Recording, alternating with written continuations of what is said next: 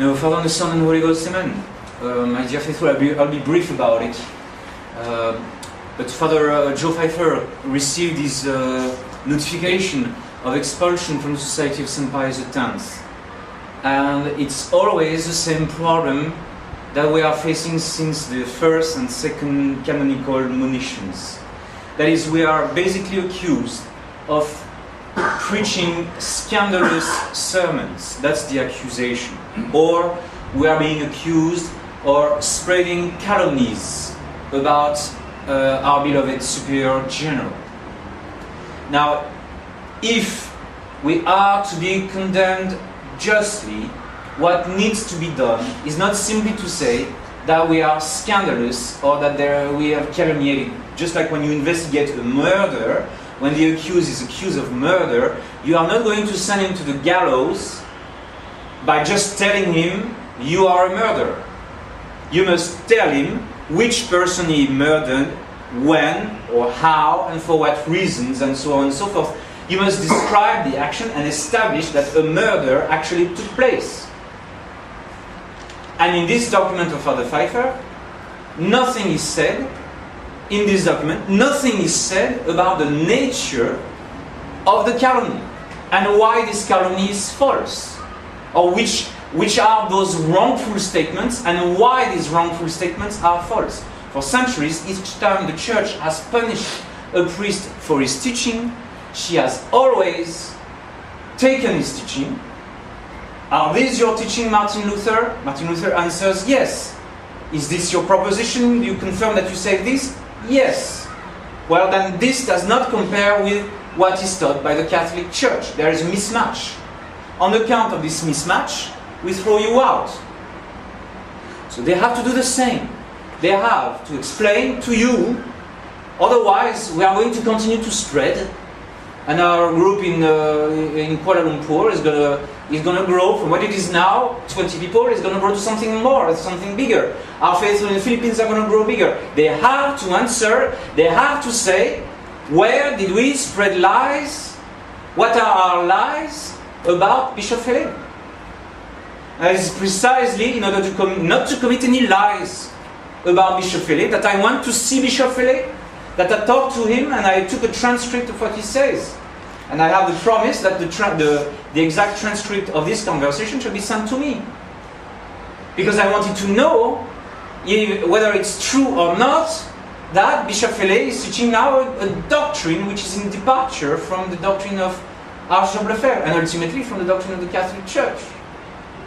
New doctrine which is basically that the Council of Vatican II has errors, but these errors can be overcome.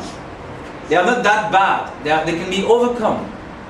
And as a consequence, we fail now, the official organs of the SSPX fail to point to the scandals and heresies of Benedict XVI.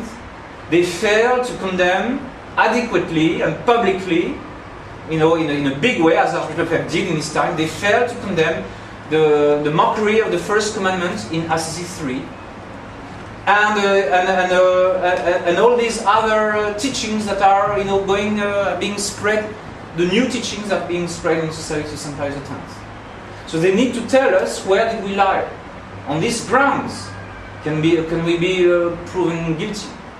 Because, for instance, when they say that we are disobedient, we don't take our assignments, well, I couldn't take my assignment in France because I was put to silence on these issues. Those are grave issues that need to be addressed, that need to be denounced.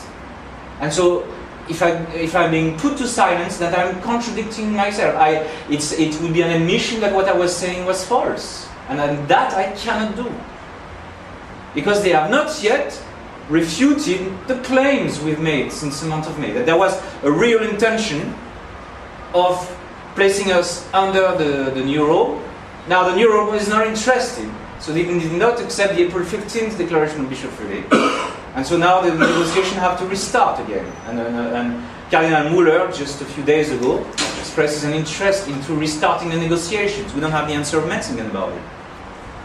But there is this problem, but then there's the bigger problem, is that now the opinion within our ranks, within our faith, and I talked even to my sister, Riz Dici, the opinion about Benedict XVI, the opinion about the nature of the new Rome now is changing, and that prepares the ground for a deal whenever the deal is going to happen. Because if you keep on painting the new Rome with pink paint, eventually it will look good. That paves the way for a deal. And then there is a new doctrine about Vatican II. That Vatican II can be accepted in the light of tradition. That's the new doctrine. The evidence is there. And I need to confirm that. I want to see Bishop Tissin-Malray. And Bishop Tissin-Malray confirms that he has got many more quotes of Bishop Fellé favorable to the Council of Vatican II. Now, in the resume of the conversation, Bishop Tissier does not mention this. He mentions, I've done enough preaching against the deal. I am against the deal myself. I was very vocal about it. That's the number one, all right? But since his resume is very short, he was not able to mention that Bishop Fellé's doctrine is very worrisome to him. And that's a major problem in our society. That's what we talked at length together. Now, Bishop Tissier condemns the way I do things. That is, I attack, I expose the errors of Bishop Fellé in public. That he condemns. He says I should remain silent and leave the defense of the society to the big people of the society. I'm just a simple soldier, and so he's not happy of me making a public stand. To which I told him, if the shepherds are sleeping, then it's the dogs who are going to bark. If the dogs are sleeping, then it will be the male sheep who, with the little horns that they have, will do something. All right? But you know, if Bishop Tissier exposes the errors of Bishop Fellé, then I would have to fall in line. I would be, or I would simply have to repeat what Bishop Tissier is saying. Now I'm repeating what Bishop Tissier told me, you know, under the rooftop. What he told me under the rooftop or in a private room, I say it on the rooftops. But this is what I heard under the rooftop, and what I heard also from Father Glaise, from you know, all the monks and priests that I visited in France. On all those who study carefully what Bishop Fellé says. That what is said in a private place is under the cover. I say it on the rooftops. Now you have to prove that it is a wrong thing to do. But I don't think it's the wrong thing to do. I think this is eventually what shall torpedo, you know, any risk for us to compromise and to allow the SSPX to fall under the new Rome. Even though I'm not understood today, or my aim is to help the society, to serve the society, and that's what I wish, to prevent the society from falling through the exposure of, you know, what is taking place under the surface. If what I said is false, then I deserve to be condemned. But you understand, it needs to be showed what I said, which I said is false. First, I make a document, I excuse the council. Those are quotes. Are those quotes real or not? No. So verify the origin of the quote. Did Bishop Fellé say when he said, quote, when they asked me, does Vatican II belong to tradition? I answered, or I certainly wish that it should. I really hope that it should be the case. Something like that. Now you got to go back on the June the 8th interview. Did Bishop Fellé say it or not? Now, if he didn't say it, I committed a calumny to Bishop Fellé, for which, because of the gravity of the calumny, I should be expelled from the society. Yes. If there is a calumny there. If there is no calumny, I'm innocent. So, enough said about it for the moment. Now let's talk about the little flower. You know, her parents, Monsieur Martin, was called in Alençon le patriarche. They would call him le patriarche. He had the beard, kind of one of Civil War General Hood has the same beard as the long beard Monsieur Martin, and they call him le patriarche in Alençon. Every morning he would go to mass at 5 o'clock in the morning, and his neighbors, his Catholic neighbors, would criticize them because Zélie Martin had so many pregnancies. Many of them, most of them, were miscarriages. She had fragile health, and she had lots of pregnancies. And they would criticize her as being unwise and for having too many children. Because you must know that in France is divided by the French Catholic population is always divided in two: the liberal Catholics and the good Catholics. And from the 18th century onwards, the liberal Catholics are cheating on the laws of marriage, trying to have less children without the permission of God, or without the means that God allows, by using means that God does not allow. And so the liberal Catholics were criticizing Zélie Martin. Zélie Martin Monsieur Martin never paid any attention to it. But the other thing which is disturbing for that time is that on Sunday, Monsieur Martin, who was a jeweler, would shut down his shop, whereas the other Catholics of the other jewelry shops of that city would open their shop for business, because on Sunday people stroll around and they don't mind to buy things on Sunday, big liberal as they are. And so Mr. Martin was singled out in Alençon. And other reasons, I don't know, I don't remember, but there are other reasons.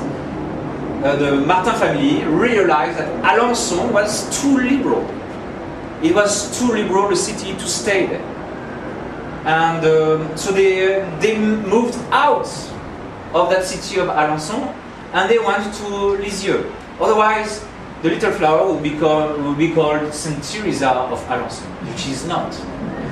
Alençon was a liberal Catholic town. So they went to Lisieux. And there in Lisieux, she grew up, going every morning with her daddy to mass at 5 o'clock in the morning. And they were bizarre. They were still bizarre. People were wondering, maybe a little less than in Alençon. They were wondering at what they were doing. This old man, already his beard already graying. This old man going so early at the mass, at the first mass in the morning, with his little girl. And also in the afternoon, they would go out by the canal. So they would stroll under the trees, and they would go by the canal. And then Zélie said to her husband, "Don't do that, honey, because you're going to spoil that girl. You're going to, tu vas la gâter. You're going to spoil her." And what was the spoiling consisting in? They would go by this canal and they would sit down there and contemplate. Maybe not even meditate, I would say, but contemplate. Unite their spirits with God. Talk to God. That's what they were doing. So they would sit on the bench or on the riverside, and they would simply, in silence, engage in a conversation with God. And that's why Zélie Martin said, maybe she was a little bit off when she said, "You're going to spoil her." Or what they were doing, it was going out and exercising, not only some prayers like the rosary, no, they were exercising the highest form of prayer, which is contemplation, which is this amicable gazing at God, which is the highest form of prayer we can possibly do. And this, the soul of the little flower was very well fed by her father. She would approach the sacraments every day with her daddy, go and pray with him. Her daddy, his nickname, le patriarche, is actually a correct nickname, because that's what the patriarchs, Abraham, Isaac, and Jacob, were doing. They were tending their flocks. They were, and then Abraham, especially, he left his hometown of Ur and went far away. It's the same as Monsieur Martin had to leave his town in order to be a better person. And they were also contemplating people, walking in the presence of God. And the consequence is that the soul of the little girl was completely ablaze with the divine love. And she could not stop loving her God and desiring to give herself entirely to Him. To such an extent that she wanted to get a dispensation and enter the Carmel, which is a very tough rule, at the age of 15. And since the bishop would say no, or would say no in the clerical, he'd say, I'll think about it, or ask somebody else, she would go straight to the Holy Father in Rome in order to get the permission. And her father would go and take the train with her. And they would go all the way to Rome and ask the permission to Leo XIII. Who, sure enough, told them, yeah, go and consult your bishop. You have a bishop, ask him. So they went back. But eventually she got her way. You know how the women do in those matters. So she got her way. And this to understand clearly that the love of God is something serious. We have to love our God with all our strength, with all our mind, with all our spirit. And that implies all our time, all our means. The center of our life, the goal of our life, is our infinite and eternal God. The rest is a matter of options and accidents and side issues, side concern. God must be put at the center of our lives. Otherwise, we are liberals. Otherwise, we lose our salt. And this can also happen to us traditional Catholics. And this can also explain why we have a crisis within the SSPX. What I hear, for instance, is some lady saying to the other, you are multiplying like rabbits. You need to see Father so and so that he may advise you how to do like I do, spacing your children, so you have less children. And then the priests are divided on the issue. Half of the priests say no, and half of the priests say yes. So which one is right? And then we have got other issues that are touching liberalism in many other domains, on the use of electronics, on the issue of modesty, and on the issue of mixing rites, or going to the indult mass, or seeing clearly the difference between the indult mass and the mass of the Society of St. Pius X, and other manifestations of liberalism can be clearly now seen amongst us. That the families are not following the same code. Or for instance, the French liberals, they blame the American families for having many children and their women are too modest. Well, I was in America, I didn't see anything scandalous about the modesty of the American ladies. Maybe they have a lesser taste, maybe. But as far as the modesty, it's the French ladies very often are not doing the right thing. And they are the ones who get Father Beauvais screaming all the time against them.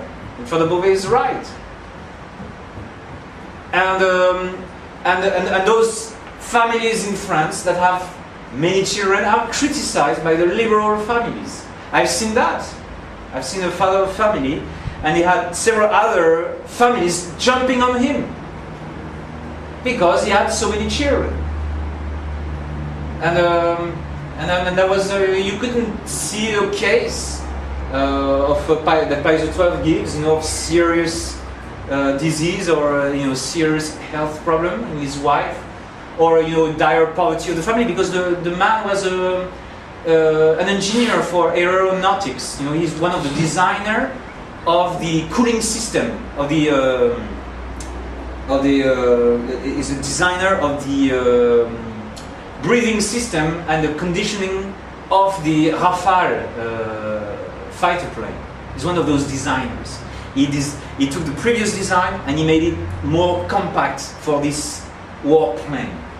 So no problem as far as the economics, and no depression in his wife, and no great health danger for his wife. But he had so many liberal Catholics around him, jumping on him, blaming him for having too many children.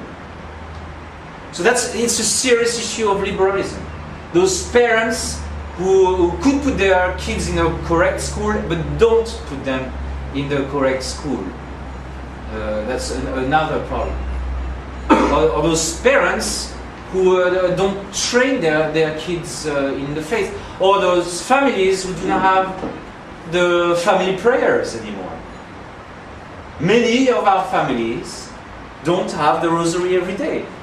Contrary to what Our Lady is asking. There is no serious prayer life in the family. That's liberalism as well.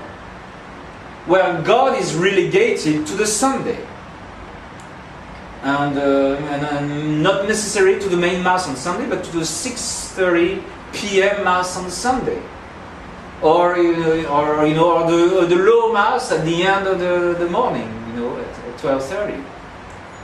That's okay if it happens once in a while, but if every Sunday you stay in bed until 11 o'clock or 10 o'clock and you always go to the late Mass, there's a problem with you. Your God is of lesser importance. Now all these manifestations of liberalism, and when they are not put in check by the clergy, it means that we are ripe for a crisis of the nature that we are facing now, because now you have two teachings in the Society of St. Pius X. You clearly have those priests who think that the New Rome is not all that bad, the Indians is not all that bad, and that it would be nice to have a deal. Say we're going to take our time, we're going to have guarantees and everything, but those priests are in favor of the deal, like the priests in Germany, 30 of them out of 40, many priests in the US, smaller amount of priests in France, and they disagree with the other confreres. They disagree with Bishop Tissin Malray. They say Bishop Tissin Malray his sermons are out of place. They disagree, and the French liberal Catholics disagree with the sermons of Bishop Tissin Malray, who is simply talking against the deal in general, or against the New Rome in general, and not saying much more than that.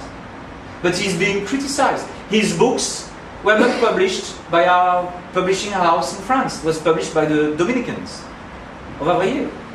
And in the US, his book was not published altogether in the United States for the English language. We are still waiting for his book to be published in English. It's an important book. It's maybe hard to read, but it's an important book that tells us that the crisis is still on, that the errors of Vatican II are raging in a big way in the teachings of Benedict XVI. Something that you have to know, because in the month of May and June we were just about maybe to have a deal with Rome. If Rome had accepted the April 15th doctrinal preamble of Bishop Fellé, we would have been under Rome. We would have already have a prelature maybe, but it would be on the way. And so it's at this time that we need to know in detail what is the thought of Benedict XVI. And this is what the Martin family understood. They understood that they had to stay away from liberalism. And so, as we are being thrown out, we are being received by those families that are concerned. And I don't mean that those families are perfect people. No. Because we already see that even those who are interested to support us, and defend the same position, also are, human beings with their own defects. Those are not perfect people. But at least we ask them to understand that liberalism is something to which we could also not escape if we do not keep our vigilance against it. Because the air we breathe is liberalism. We were born in liberalism. All of us are sinners. All of us have sinned in these matters at one point in our lives. But at least we want to be aware of it, and we want to make sure that our faith will at least not be endangered. Because eventually liberalism slides further into modernism. And modernism kills the faith, as you see in what's happening with the Novus Ordo. It eventually destroys our connection with God. Liberalism is a stage. It's we are in between life and death. It's a poison of our time. It's the pale horse of the apocalypse, which is neither black or white. It's grey. And the rider of the pale horse of the apocalypse is death. That's the name of the rider. It's the most deadly horse of the three evil horses mentioned by St. John. And we don't want that. But the root of not being a liberal is not to think yourself better than the others. I hope this is not our behavior. I hope we are accused of being proud, yes. But I hope this is not our behavior. I really pray today to God. I really ask the little flower to understand what she understood. That this infinite charity of our God, this infinite charity that forces us to give ourselves entirely to God in all simplicity. To follow the truth in all simplicity. When she died, she said, "In all things I simply follow the truth." The truth that Archbishop Lefebvre told us was the Council of Vatican II is the worst disaster in the history of the Church. Therefore, like little children, we must say, how is that possible that now we mitigate the errors of Vatican II when that Vatican II was the worst disaster in the history of the Catholic Church? It's normal that as little children we ask that simple little question. Or when Bishop Fele makes a statement which is favorable of Vatican II, you tell me that you are against Vatican II, but why did you give that statement which is in favor of Vatican II? Or if you are against Vatican II, why did you keep quiet on this false ecumenism of Benedict XVI in Assisi III? Or if you are against Vatican II, why do you excuse Benedict XVI? Why all this confusion with the Rosary Crusade of 2007 and 2009? Why this confusion? Half of us are happy about it and the other half is not happy about it. So why all this confusion? We ask simple questions because we see a contradiction. Why do you lift the excommunication of Archbishop Lefebvre when he was not excommunicated in the first place? Don't lift something which was not there in the first place. Declare that he was not excommunicated in the first place. Yes. Or why do you say that you allow the traditional Mass when you allow it under condition of Vatican II and accepting the new Mass as being of at least equal or if not superior value to the traditional Mass? That is not allowing the traditional Mass. Allowing with this type of strings is not a liberty for the traditional Mass. It's simply the repeat of the previous unjust 1984 motu proprio, or indult, not motu proprio, indult of 1984. It's a repeat of the same injustice with a better wrapping. It's a simple question. We want to keep things simple because we love our God, and His divine love comes to us through this traditional Mass. And from the reality of this sacrifice. Because what's at stake is the reality of the charity of our God. They attacked Archbishop Lefebvre saying, yeah, you like what is gory, you are old style, you want to have a severe form of religiosity. And Archbishop Lefebvre said, no, we stick to this Mass because that's the way our God chose to love us. He chose to love us through His sacrifice of the cross. And the sacrifice of the cross translates itself into a very real presence of His divine love, by which the host is deposited in our hearts. It's the reality of the charity of our God that must make us anti-liberals. Let us not be anti-liberals just to be anti-rules. Otherwise, we will become bitter, we might follow the sedevacantist path. We must do all these things for the sake of charity.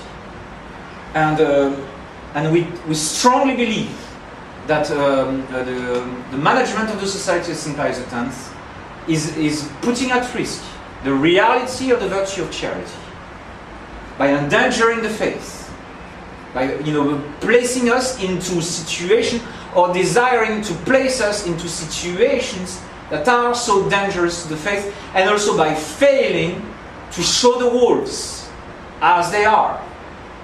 This failure is very dangerous, because for the sheep to survive, they need to be shown where is the danger, which are the wolves, and which are the shepherds. And so I truly hope and pray that our motivations are coming from charity. Otherwise, the accusation of pride against us stands true. Otherwise, we are prideful and disobedient and whatever. But I repeat, they must tell us if the accusations against Bishop Philly are false and where they are false, and also they must show that we are not motivated by charity. They must show that we have acted against charity. That's why, if there is anything in the way we do things, maybe in poor choice of expression at times, or the tone is imperfect, I'm willing to admit that there might have been. But when I presented my excuse about this to Bishop Philly, he accepted it immediately, because he understands that in the heat of the action, we can have a poor choice of attitude or poor choice of words. But the problem that we have is that we are not in agreement on a matter of doctrine with our beloved superior any longer. We don't agree with them on a matter of doctrine. And that is very, very grave. And if they want to protect you, my dear faithful, from us, if we are really wicked Martin Luthers, they need to show you where our accusation is false, where our doctrine is false. It is not enough just to say that they are bad, they are disobedient, that Bishop Tissier does not agree with what they do, even though he agrees with what they think. That's not enough. They must say where is the problem in their teaching. And this, we are still waiting for that. They say we are Pharisees, we are exaggerating the liberalism which is in any organization. Well, do we exaggerate when we attack Dici? Yes or no? Go and find the facts for yourself and see how much Dici fails to denounce the scandals of Benedict XVI. Just one click away from you to see whether we lie or not about Dici. So this is what's at stake. And if they don't do that, then they are helping us. They are showing us that from the month of May, they are refusing to address the doctrinal difference that has appeared in this year 2012. Before 2012, we were simply worried. And we get the benefit of the doubt to our superiors. We are writing letters, like those 50 priests, or 40 or 50 priests, wrote letters in the month of May 2012. Those letters got archived. There was no result. But we were not so worried. 2012 for us is a year where the ugly beast goes above the surface of the water. Before then, there was some movements, but it was not enough. What was just very worried, what really concerned us the most, is this April 14th letter of the General Council reply to the three bishops. This is really what showed us that we have a real issue.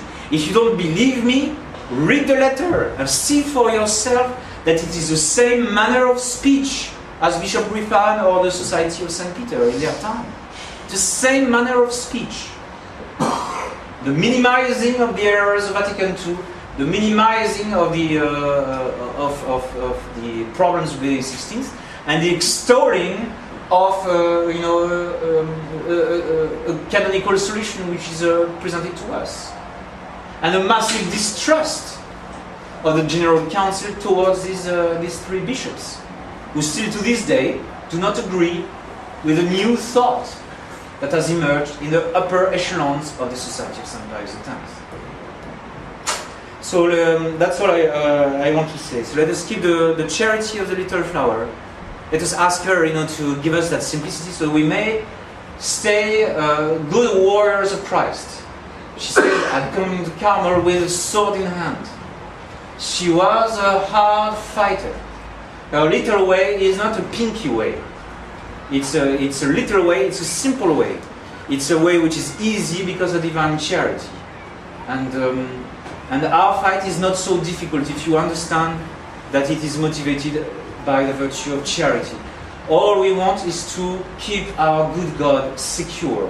Keep His divine love secure in our hearts. Keep our sovereign love to Him secure and confirmed by our speech and confirmed by our actions until we get this eternal and infinite taste of the divine goodness in the house is not made by the hand of man, waiting for us, this house which is eternal in the heavens. In the name of the Father, and the Son, and the Holy Ghost. Amen.